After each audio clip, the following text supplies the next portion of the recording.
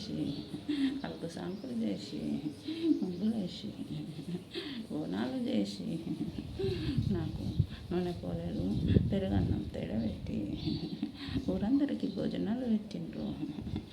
నాకు సంతోషం ఉన్నది, కానీ బాధ కూడా ఉన్నది. బాధ ఏమిటంటే అందరికీ భోజనాలు పెట్టినప్పుడు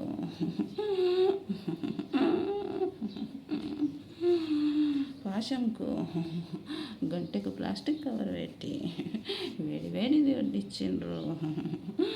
అట్లనే నా భక్తులకు వేడి వేడి అన్నము, వేడి వేడి కూరలు ప్లాస్టిక్ ఆకులు తినబెట్టిండ్రు. దీనివల్ల ఏమైందంటే నా భక్తులకు ప్లాస్టిక్ కవర్లో తినడం వల్ల వాళ్ళకు విషం తినబెట్టినట్టు అయింది. అందుకే నా భక్తులను నేను కాపాడలేకపోతున్నా.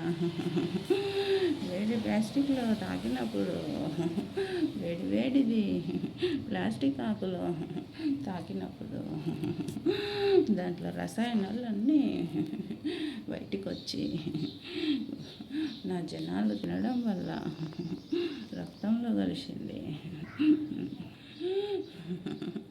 దీనివల్ల ఏమైందంటే నా భక్తులకు హార్మోన్లు ఇంబ్యాలెన్స్ వచ్చినాయి. హార్మోన్లు ఇంబ్యాలెన్స్ వస్తే శరీర అవయవాల్లో ఇవి పేరుకుపోతాయి.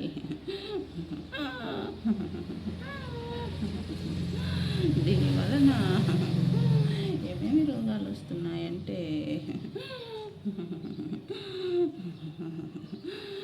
నా భక్తులకు థైరాయిడ్ సమస్య వస్తుంది, గొంతు వాపు సమస్యలు వస్తున్నాయి. పురుషులలో స్త్రీలలో సంతానోత్పత్తి సమస్యలు వస్తున్నాయి. ముఖ్యంగా చిన్నపిల్లల వయసు రాకముందే యవ్వనం వస్తున్నది. అట్లనే ఇట్లా రావడం వల్ల, ఇట్లా తినడం వల్ల ప్లాస్టిక్ కవర్లో దీర్ఘకాలంలో క్యాన్సర్లు కూడా వస్తున్నాయి. ఇట్లయితే నా భక్తులకు ప్లాస్టిక్ల వల్ల వేడి వేడిది తినబెట్టడం వల్ల వాళ్ళ భవిష్యత్తు ప్రశ్నార్థకమవుతుంది. నేను కాపాడలేకపోతున్నాను నా భక్తులను.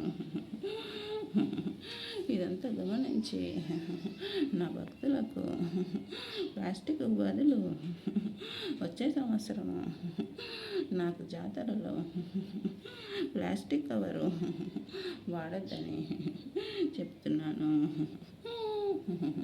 ఇంకా అరటాకులనన్నా మోదుకాకులనన్నా నా భక్తులకు భోజనాలు పెట్టుంది. వేడి వేడిది నా భక్తులకు గంటకు వేడి కవర్ కట్టి ప్లాస్టిక్ కవర్ కట్టి వేడి వేడిది వడ్డించద్దు. అందువలన నేను సంతోషంగా లేను. దయచేసి వచ్చే సంవత్సరం అన్న నాకు నా భక్తులకు విషం తినబెట్టద్దని కోరుకుంటున్నా.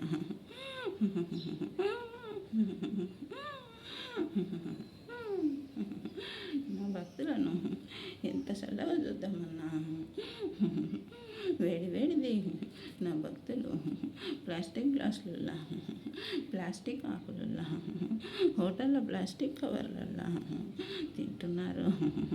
ఇదంతా తగ్గిస్తే నేను కాపాడుతాను.